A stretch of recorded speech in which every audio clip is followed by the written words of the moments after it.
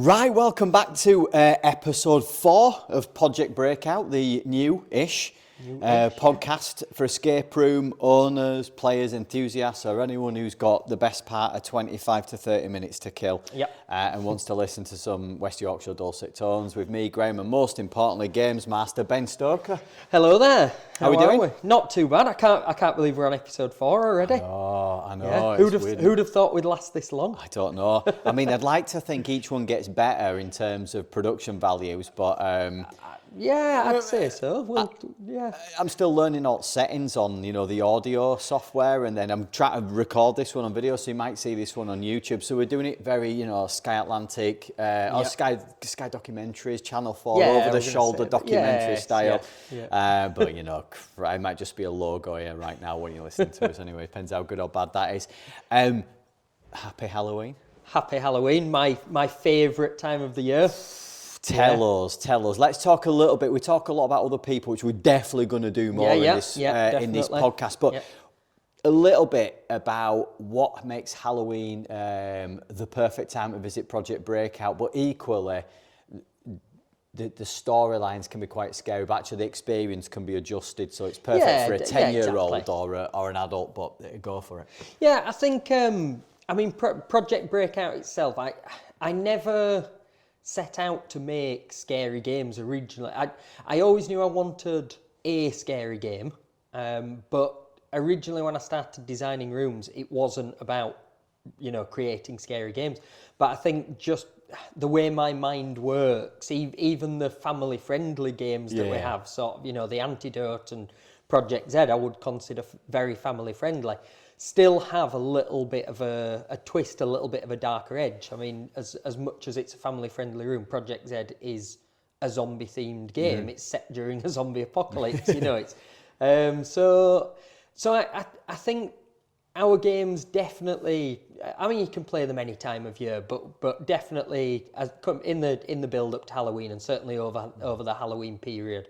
I think if you're wanting a bit of a creepy or a scary experience, if you're wanting to play clear safe, I think it's a good place to go. It's something a bit different. It's like the best horror films. You don't always see the creature, the baddie, the MacGuffin, until maybe the end or never at all. Look at Jaws. You don't see Jaws. I think there's like one scene where you see the shark. When it comes out the water. Yeah, but it's terrifying.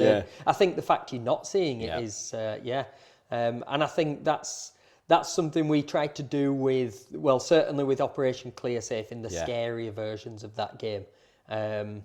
It's not about what you see. You might see some things, some of the jump scares and things, but a lot of people, they're more scared about the build-up, about the setup, about what they think is there, or you can see people as they move through the game and into different areas of the game. Yeah, they're nervous before they've even entered a new part of the game, and it's what they've built up in their mind rather than what's actually happening or what's waiting to scare them. So I think that's really good as well, because like with Pod-ject Z, it's a zombie apocalypse themed room. Yes. But obviously we're not going to chuck a load of zombies in there. But when you get into it, we talk over and over again our kind of, strapline of step into the story. Yeah. You do them when you're in that story. It's like playing a computer game. It's a computer game. But when you can play still lose yourself in it. Absolutely. It's the same, isn't it? So it's really good for kids, teenagers, family groups, but also then if you do want to ramp it up, we can do that with Operation Clear Safe, where we can, pant-wettingly scary, and if you really want it. And I always think it's a shame when people come and don't play the scary version. I think that's me though. We should charge them extra. Just kidding. Not really. So we've got we've got obviously the dark nights are coming. That's Halloween's that perfect time. It really does feel like even approaching the venues. Yeah. The build up to it, and getting into the zone is really important, isn't it? Yeah. And like you just said there, get that kind of the anticipation's obviously more scary than the reality sometimes. Not always the case. Not always, but yeah. So we've got a number of different rooms that you want to kind of talk about, which we will do in a minute. But just in a kind of in a few sort of points, what makes a good Halloween escape room? I mean, it's hard to say really, because there are certain rooms that I've played. I'm going to speak about some of them in a minute, and horror can be very different. Horror can be, as it can be the things like we've just talked about, the things that you build up in your own mind, or it can be more psychological. It can be you're worrying about what's there, or you can play games that are just full on jump scare horror. You know what's coming, and it's it's terrifying. So I think the best horror games for me are the games that, as you say, you don't necessarily know what's going to happen in the room, but you've heard things about it. If somebody tells me about a scary game somewhere, I have to go and play it, right? Because I just love horror anyway. But if somebody's sort of teased it to me a little bit, it's that knowing what you're stepping into, but also the unknown, because I don't know exactly what's going to happen in there. And I think escape room movies, brilliant. I love horror movies. Books, I read a lot of sort of horror, scary books and things like that. And it's great, but you sat there watching something, or you sat there reading something, or you're listening to a podcast, or you're not actually feeling it, you're not stepping into it, you're not being part of it.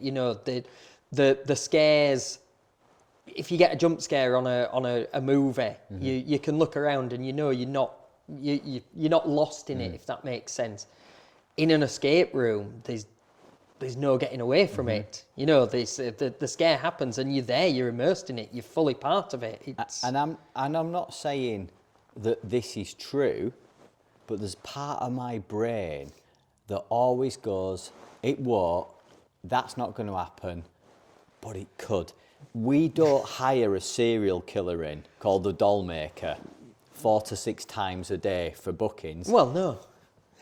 But it's not beyond the realms of possibility. It could happen. It could happen. Yeah. It's like that teacher who you once heard punched a kid. And you're like, most of the time a teacher's not going to punch a kid. Yeah. But there might but be there probably is one teacher that might. And at my school, that was true. Yeah. I don't think he punched him. He hit was the description we got given.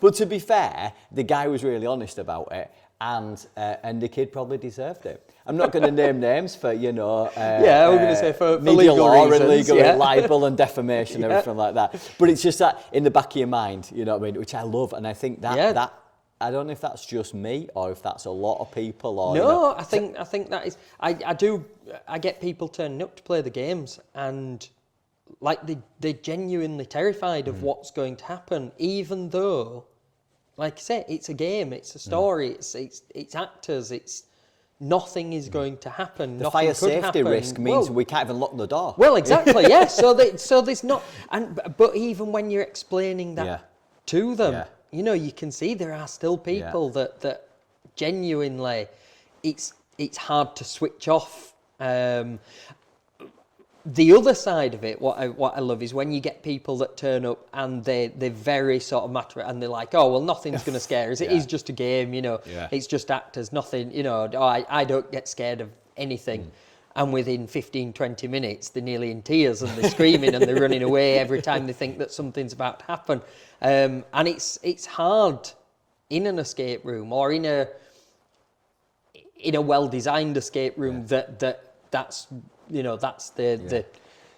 storyline and that's what they're all about. If they get it right, it doesn't matter how much you convince yourself it's not real.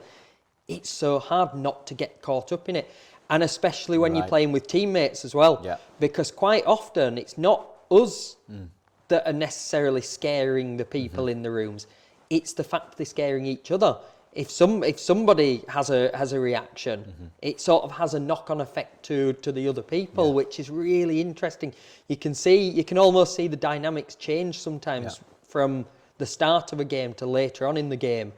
as people get sucked into it. It's you know what? I'm going to give a shout out, right, and a shameless plug to an amazing place. It's not an escape room, but Right. it plays on all those tropes that you've just talked about. Yeah. And it's at York Maze. Oh yes, Their Hello Scream event, I think it's called. yeah. And I've been there. Have you been? Yes, yeah. And you remember Corny the Clown? Yep. Dragging his sort of half limp body with a chainsaw.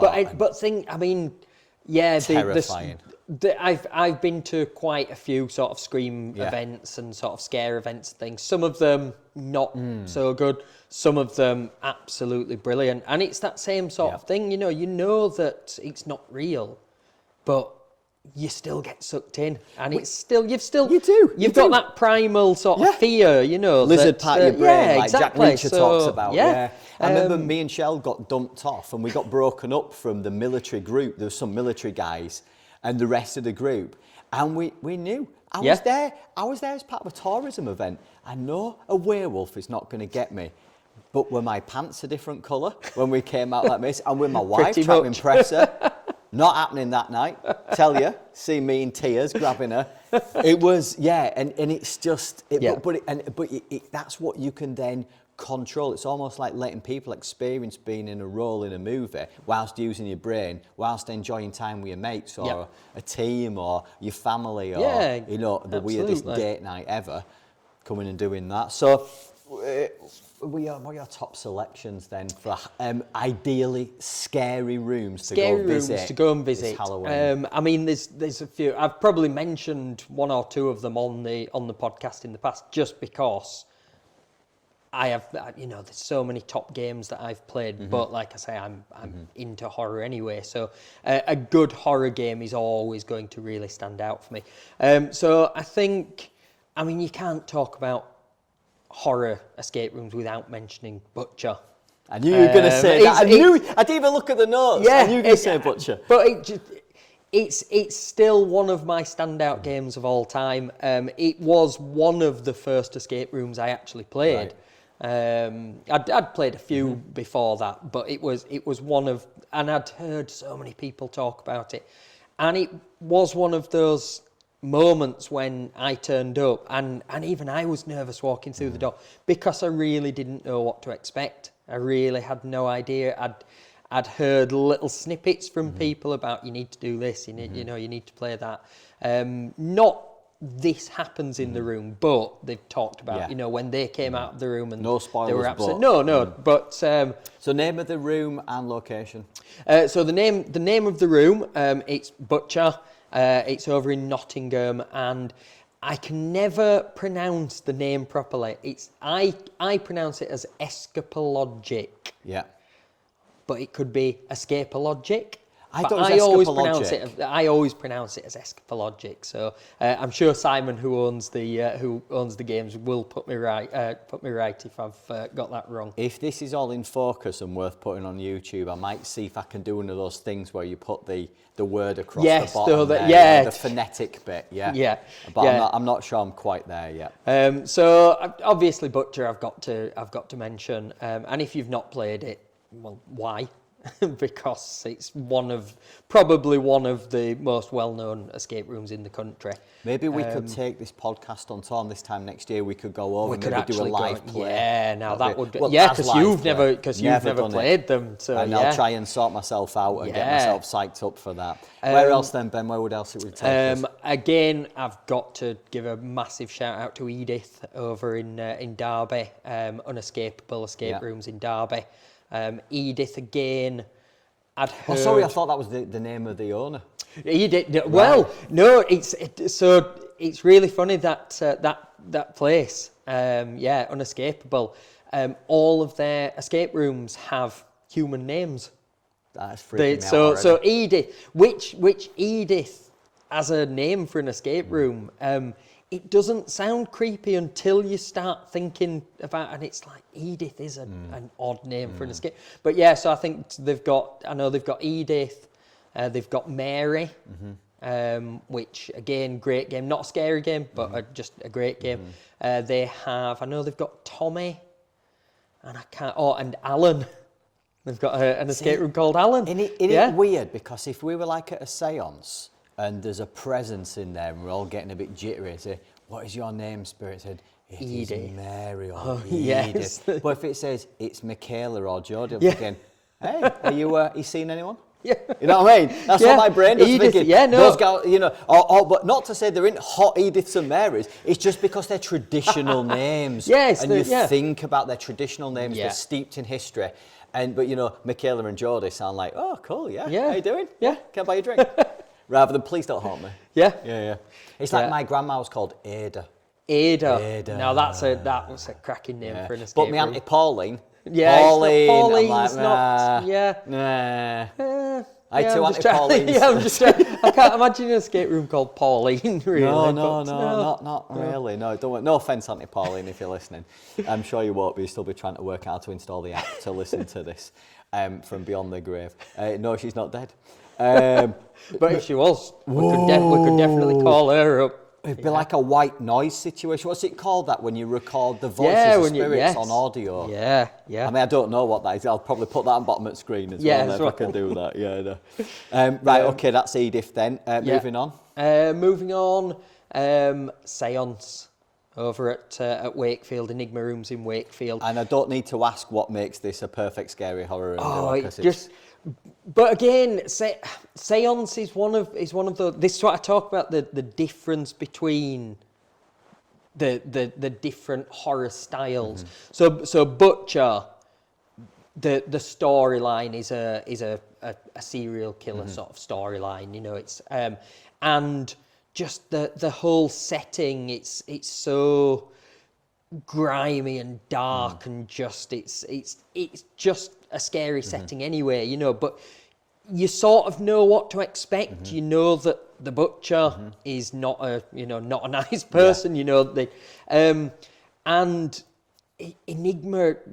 Enigma Rooms, their game, Seance, it's much more psychological. That's not to say there aren't some jump scares in there. You know, there are things, there are some unexpected things in there. But it's just the overall creepiness of it. You know, from the moment you sort of go in, and I don't want to give anything away. I don't want any spoilers, but there is just, you feel on edge. Yeah. From the moment you walk through into the room. And with that game, it's what you don't see and what you there's just a feeling about it. It's a really odd. With Operation ClearSafe, when I designed that room, I wanted to try get a real mix of the two different styles, because I love jump scares, so I wanted jump scares, but I wanted people to feel on edge as well, and I think we've got a nice balance. Seance, when I went in, I didn't know what to expect, and from the moment you go into the room till you leave, you are just constantly on edge. There's just a creepiness about it, to the point I'm not overly convinced that there isn't some sort of spirit or something in there. There's definitely something happened in that room to give it that feel of, you know, dread. I once got told by someone who I trust and respect, and she'll be surprised about I'm saying that, who lives in Wakefield, works in Wakefield, and she was, I don't know if she went regularly or she was visiting a Catholic church, right, in a Wakefield parish, and they said at any given time there's 2 practicing exorcists. In Wakefield? In the parish. Oh, in the actual parish? Yeah, or in the wider group, I don't know what that would be. Right. It was a few years ago, and she told me this. Wow. And she was like, what, are you being serious? And they're like, yeah. So you're insurance. So is Wakefield sort of well known for being a haunted city, do you think? Well, what's his name? What was the most famous magician ever? Harry Houdini. Houdini, yes. Once visited Wakefield to see a spectral horseman that went over Chantry Bridge. Really? Yeah, little known fact. Right. Oh, so excellent. I think it's worth just probably giving my mate a call and see if she's got a number for exorcists next time we visit Seance. Next time we go to Seance. Big shout out to those guys at Enigma Rooms as well. I think they've got a new sign up. I did actually. Yeah. Yes, I did. And it looks really good. Nice. Yes, it does look really good. Yes, so good work. Yeah, I did. Yeah, funnily enough, I was on Facebook only about a week ago, and I did see that they'd put a post on about the new signage, and it does look fantastic. Looks good, doesn't it? Really good. Yeah. So right, on to the next then, Ben. Next one. Not a. I think it's not a terrifying room. But again, I feel that it has this real good mix of, there's some psychological, I mean, there's some moments in there that are really creepy. One particular moment, and again, I don't want to give any spoilers, but there's something that happens in the game that I just found really, really creepy. I'm biting my nails just listening to you talking about this. I have a real thing. When I'm watching horror movies, horror villains, people like Freddy Krueger and Jason Voorhees and Michael Myers and people like that, the scary sort of monsters, and I love those films. I think they're brilliant. What really unsettles me in movies is children ghosts.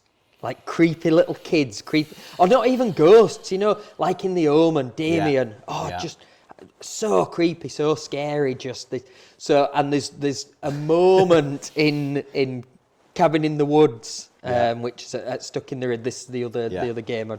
So I was going to come on to. So Cabin in the Woods at Stuck in the Riddle in Huddersfield. There's just a moment in that game that just freaked me out. Really, really creepy. Really, right into your very soul. And really dug into my worst sort of fear. What it is that really creeps me out. Taps into your primeval fears and all your triggers around. But it also has some really nice jump scares as well that you're just not expecting, and a couple that you are expecting, but. I think the build-up, it's almost, there's a couple of moments in that game where you know what you have to do and you're pretty certain, I know what's going to happen here. So you prepare yourself for it. And then it happens and you still absolutely... And it still makes you jump. Because I think the build-up's a bit even worse. Now here, man. Right, stop it, Cabin in the Woods, Stuck in the Riddle, Huddersfield. Fantastic. Another great game. Time for two more shout-outs then. Two more shout-outs. Well, so I'm going to give a couple of shout-outs to games that I've not actually played. Okay. But I have got on my list to play. And the only... Now, I wouldn't normally do that, because I normally only like to talk about games that I've played, because I can then say, it's good, or it's not good, or it's... So it's very, very rare that I do this. But it's only because so many other people, and people who I know in the industry, and people who I trust, whose sort of advice I trust, they've told me that these rooms are really worth visiting and really worth going to. So Project Mayhem in Lincoln. It's a relatively new company. I'm not even sure if they've been going sort of more than 6 months. But they sort of specialise in scary games, in horror games. I think they have got a couple of games that are on the more family friendly side of things, but like us, they like the whole horror side of things. They like the whole. So I think even their family friendly games have a little bit of a sinister twist. So as I say, I can't give any specific games, but I have been told they're well worth a visit. And with this being a Halloween special, it'd be interesting to see if anyone has been to play them. Get in touch with us. Let us know what you thought. Get the guys on the pod as well. Definitely. Definitely. We'll definitely get them on. And as I say, we are going to see it. We are going to play the games. I have been in touch with the owner, and I'm booking in very soon with my team to go and play them, just because I've heard such good things. And it's nice, as I say, when a new company does come out, and gets sort of such good reviews from people who I know and who I trust. And in the industry, we like to share and spread the love amongst the independent rooms. Absolutely, don't we? Because, definitely, definitely. It's good for everybody. Everyone can benefit, can't they? Want to finish us off? Want to finish, and I can't believe I'm going to say that I've not been to play this game. I think I know why. You think you know why I've not been to play it? Because it's in Manchester. No. Well, no, that's funny. Right. I thought you were going down the route of me being a Leeds fan. No, I was going down the route you being mortally terrified of ghost kids. Yes. So and again, big shout out to this company because I have played a lot of their games. They've got 2 sites. The company's called Liccardo. So they have Liccardo Manchester, they have Liccardo Rawtenstall. I have played every single game at Liccardo Rawtenstall, and we will be talking about them in a future podcast because one of our next subjects that we're going to be talking about sometime in the next couple of months, it's what we talk about setting the scene and stepping into a story and actually building that story before you actually go into a room. And Liccardo Rawtenstall nail it every single time. So massive shout out to them. But I've played all of the games at Rawtenstall. I've only played 1 game at Liccardo Manchester, but I loved it. It was absolutely brilliant. But I've not played Orphanage. Okay. And Orphanage, for somebody who is a self-proclaimed horror fanatic and somebody who loves playing horror escape rooms and scary escape rooms, I feel a bit sad actually that I've not been to play that game yet. So I will be going to play it, but everyone who I've spoken to who has played it, and as I say again, people who I really respect, people who know how much I love horror. The amount of people that have said to me, you need to go and play Orphanage. Again, I don't know exactly what to expect. I get the feeling from what people have told me that again is it's the psychological horror. Side, It's what you build up and I think it's, I get the impression it's a really creepy game. It's a really sinister game. I really fancy it. But I might walk in there and it's full of jump scares, which, great. I love that. But so I'm really interested to see, again, what people think of that game. If you have played it, get in touch with us, let us know. But regardless, I will be going to play it because so many people have told me I've got to. Winner. I think that's a really good mix. They're really good mix of locations, really good mix of themes. You've sold them all to me. I'm really interested in doing that. Especially there's a couple of them that are really. The thing is, I'm not as good at solving clues as you are, but that's why I am. Well, and this is the other thing with scary games. Some of the games that I've listed there. The puzzles are fantastic.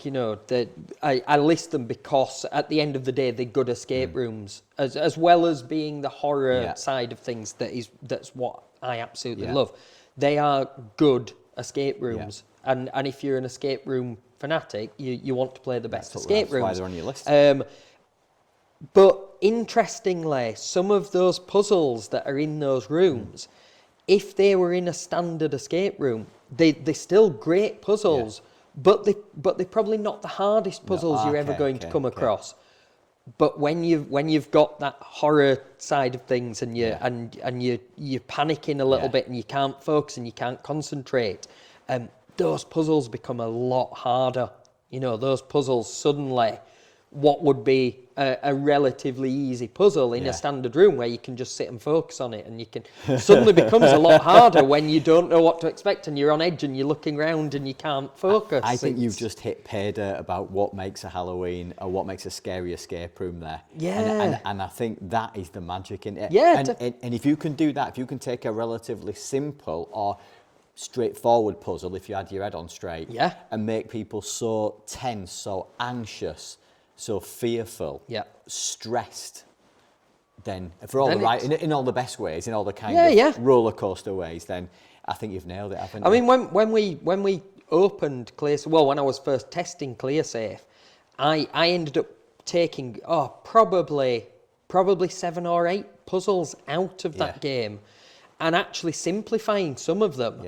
because we see people in the other rooms absolutely, fly through certain puzzles, certain styles of puzzles. And so I'd got a lot in that game. And when we got to the testing stage and the scares started and the live actor element started, when we were doing some of the run-throughs for the testing, bearing in mind it's a 60-minute game, some teams were taking nearly 80 minutes to get out.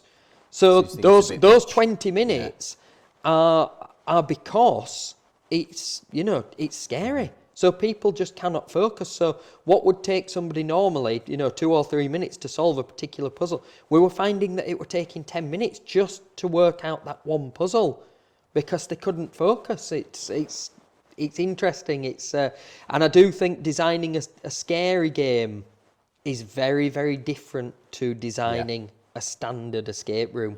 The thought processes we went through for ClearSafe, as opposed to the Antidote, which is our oldest game, and it is I would class it more as a traditional style escape room. Very, very different thought process, very different design. It's interesting. Thank you, mate. That's a thank you. Really cool insight into it all there, and some really good, interesting games to go out there and play. So thank you for that. We'll try and get some of those guys on the show at some point. We'll try and get out to some of those guys as well. Yeah, that'd be good to go on a bit of an escape room tour with you as well, especially because I'll hold the mic. Yeah, it'll be fine. Yeah. Thank you guys for listening. Really appreciate it. Thank you for subscribing. Thank you for the listens. Thank you for the likes. We'll keep going. We'll keep building it up, and we'll try and be consistent and get this out, every sort of 3 to 4 weeks as well. Excellent. And until the next time, Ben, thank you very much. Fantastic. Mate. Thank you, Graham. Cheers.